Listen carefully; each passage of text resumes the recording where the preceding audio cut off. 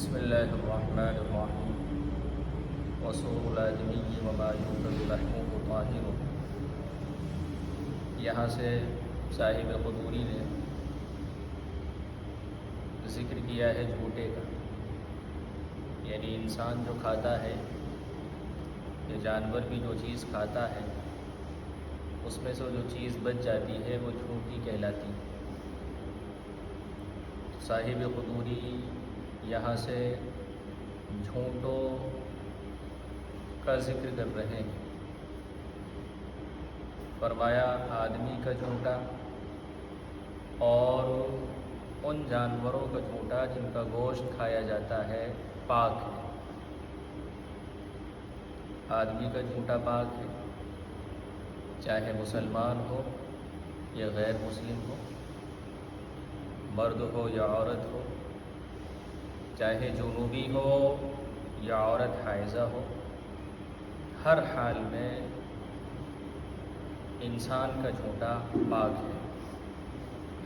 حضور اکرم صلی اللہ علیہ وسلم نے ایک موقع پر آپ تشریف فرما تھے، آپ کے پاس لسی لائی گئی، بہت سے لوگ آپ کی خدمت میں حاضر تھے، دائیں جانب ایک دیہاتی بیٹھے تھے اور بائیں جانب حضرت ابوبکر بیٹھے تھے۔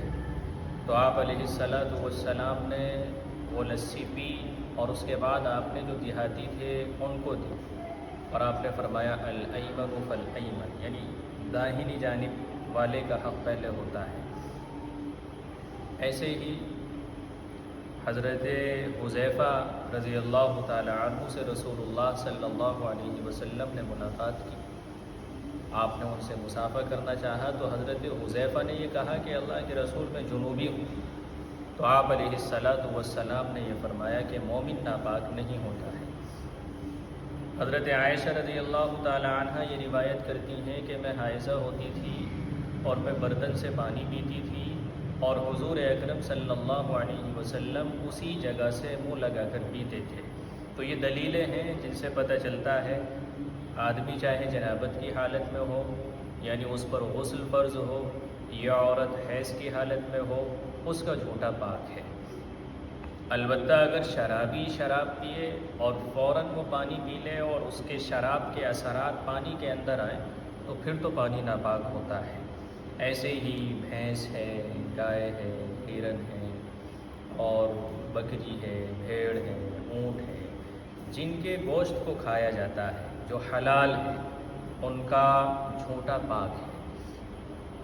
وَسُورُ الْكَلْبِ وَالْخِنْزِيرِ وَسِبَاعِ الْبَهَائِمِ نَجِسٌ، اور کتے کا، خنزیر کا، درندوں کا جھوٹا ناپاک ہے۔ اس کے اندر اصول یہ ہے کہ جن جانوروں کا گوشت پاک ہے ان کا جھوٹا بھی پاک ہے، اور جن جانوروں کا گوشت ناپاک ہے ان کا جھوٹا بھی ناپاک ہے۔ اور یہی حکم پسینے کا ہے، کیونکہ گوشت ہی کے ذریعے انسان کا یا جانور کا لعاب بنتا ہے اور اسی گوشت کے ذریعے پسینہ آتا ہے، تو لعاب ہی کی وجہ سے جھوٹا ناپاک ہوتا ہے۔ تو جن جانوروں کا گوشت پاک ہے اس گوشت سے پیدا ہونے والا لعاب پاک ہوگا تو ان کا جھوٹا پاک ہوگا، اور جن کا گوشت پاک نہیں ہے بلکہ ناپاک ہے تو چونکہ اس سے پیدا ہونے والا پسینہ ہو یا اس سے پیدا ہونے والا لعاب ہو وہ ناپاک ہوگا تو ان کا جھوٹا ناپاک ہے۔ وَسُورُ الْحِرَّةِ وَالدَّجَاجَةِ الْمُخَلَّاةِ وَسِبَاعِ الطُّيُورِ وَمَا يَسْكُنُ فِي الْبُيُوتِ مثل الحیۃ والفارۃ مکروہ، اور بلی کا جھوٹا، اور ایسے ہی باہر جو مرغیاں پھرتی ہیں اور گندگی اور ناپاکی کھاتی ہیں ان کا جھوٹا، اور شکاری پرندوں کا جھوٹا، اور وہ جانور جو گھروں میں رہتے ہیں جیسے سانپ ہے، چوہا ہے، ان کا جھوٹا مکروہ ہے۔ ہونا تو بلی کا جھوٹا بھی ناپاک چاہیے تھا، مگر چونکہ بلی گھروں میں بہت زیادہ رہتی ہے، اگر اس کے جھوٹے کو ناپاک قرار دے دیا جائے تو حرج ہوگا، تو حرج سے بچانے کے لیے اس کا جھوٹا مکروہ ہے۔ اور اگر مرغی ایسی ہے جو گھر کے اندر بند رہتی ہے اور ناپاکی اور گندگی نہیں کھاتی ہے تو اس کا جھوٹا بھی پاک ہوگا، مکروہ نہیں ہوگا۔ وَسُورُ الْحِمَارِ وَالْبَغْلِ مَشْكُوكٌ اور گدھے اور خچر کا جھوٹا ناپاک مشکوک ہے، یعنی اس کے پاک ہونے میں شک ہے کہ یہ پاک ہے یا پاک نہیں ہے۔ فَإِن لَّمْ يَجِدِ الْإِنسَانُ غَيْرَهُ، اگر انسان کے پاس صرف وہ پانی ہے جو گدھے کا یا خچر کا جھوٹا ہے، اس کے علاوہ کوئی اور پانی نہیں اور اسے وضو کی ضرورت ہے، توضأ بہ، تو اس سے وضو بھی کرے گا، وتیمما، اور تیمم بھی کرے گا، وبأیہما بدأ جازا، اور ان دونوں میں سے جو چاہے پہلے کر لے جائز ہے، چاہے وضو پہلے کر لے یا تیمم پہلے کر لے، دونوں میں اختیار ہے۔ اگر گھر کے اندر بلی کا جھوٹا پانی ہے، اگر اس کے علاوہ کوئی اور پانی نہ ہو تو اس سے وضو کرے، اور اگر بلی کے جھوٹے کے علاوہ کوئی دوسرا پانی ہے تو پھر اس سے وضو نہیں کرنا چاہیے، اس سے بچنا چاہیے۔ تو یہ ذکر کیا گیا، یہ بیان تھا جانوروں اور انسانوں کے جھوٹے کا، کہ انسان کا جھوٹا پاک ہے، معقول اللحم جانوروں کا جھوٹا پاک ہے، اور غیر معقول اللحم جانوروں کا جھوٹا پاک نہیں ہے، اور مکروہ بھی ہے اور مشکوک بھی ہے۔ اسی طرح سے ایک سوال کیا گیا نظر کے تعلق سے، جو مرچوں سے نظر اتاری جاتی ہے تو اس کی کیا حقیقت ہے اور نظر کیسے اتارنی چاہیے۔ تو ہمارے سماج میں نظر اتارنے کے جتنے بھی طریقے ہیں، کوئی پانی کے ذریعے نظر اتارتا ہے، کوئی مرچوں کے ذریعے نظر اتارتا ہے، کوئی کپڑے کے ذریعے نظر اتارتا ہے، مختلف طریقوں سے نظر اتارتا ہے، تو وہ سب طریقے درست ہیں۔ شرط یہ ہے کہ کپڑے پر یا مرچوں پر یا پانی پر پڑھے جانے والے جو کلمات ہیں وہ کلمات کفریہ اور شرکیہ نہ ہوں، اور ایسے بھی نہ ہوں کہ جن کے معانی معلوم نہ ہوں۔ اس لیے سورہ قلم کے اندر جو آخری آیتیں ہیں وَإِن يَكَادُ الَّذِينَ كَفَرُوا لَيُزْلِقُونَكَ بِأَبْصَارِهِمْ لَمَّا سَمِعُوا الذِّكْرَ وَيَقُولُونَ إِنَّهُ لَمَجْنُونٌ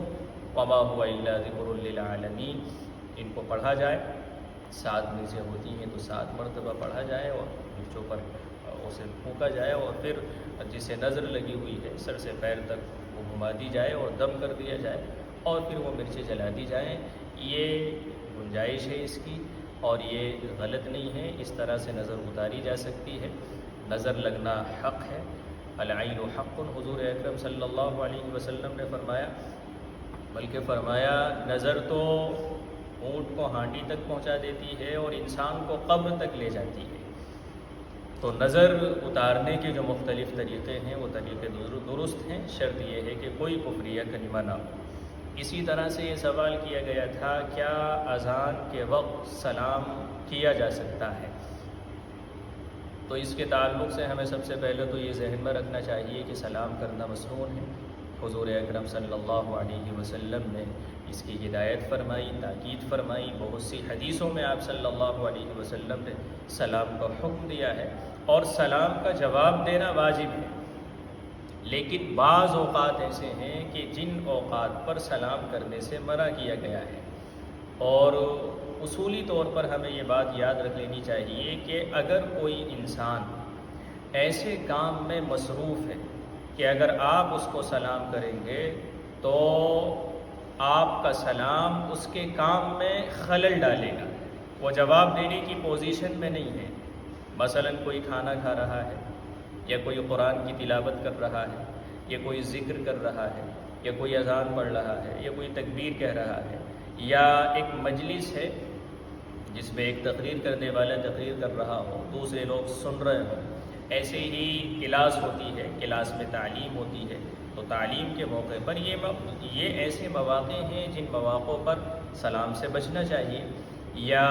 انسان بیت الخلاء میں ہے، ٹوائلٹ میں ہے، وہاں پر بھی وہ جواب دینے کی پوزیشن میں نہیں ہوتا ہے۔ تو